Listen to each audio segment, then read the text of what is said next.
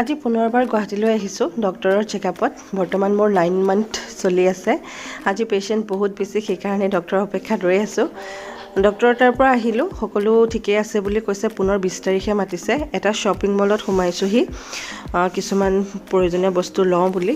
মা, মই আৰু মিষ্টাৰ এইফালে শাহুৱেক জোঁৱাইকে কথা পাতি কি ল'ব কি নল'ব ভাবি আছে। বস্তুবোৰৰ দাম বহুত বেছি হয়। এইফালে আহি পালোঁ আমাৰ গুৱাহাটীত নতুন বাসস্থান। গুৱাহাটীত নতুন বাসস্থান বুলি এইটো কাৰণতে ক'লোঁ, যিহেতু মোৰ ডেলিভাৰী ডেট ওচৰ পাইছেহি। সেইকাৰণে ছাৰে ক'লে যে মৰিগাঁৱৰ পৰা গুৱাহাটীলৈ ইমান দূৰ হয়, অহা যোৱা কৰাটো ৰিস্ক হ'ব। প্ৰত্যেক দুসপ্তাহৰ মূৰে মূৰে মাতি আছে, সেইকাৰণে ইয়াতে থাকিব দিলে ওচৰতে। চ' ডক্টৰৰ হস্পিটেলৰ ওচৰতে লৈ ল'লোঁ এটা ৰুম, আৰু তাতে এতিয়া আমি মা, মই আৰু মোৰ মিষ্টাৰ আছোঁ এনেকৈ। সেইটো ৰুমটো অলপ চলপ আপোনালোকক দেখাই দিলোঁ। ঠিক আছে তেন্তে আজিলৈ আহিছোঁ, পুনৰ লগ পাম এটা নতুন ভিডিঅ'ৰে। তেতিয়ালৈ বাই।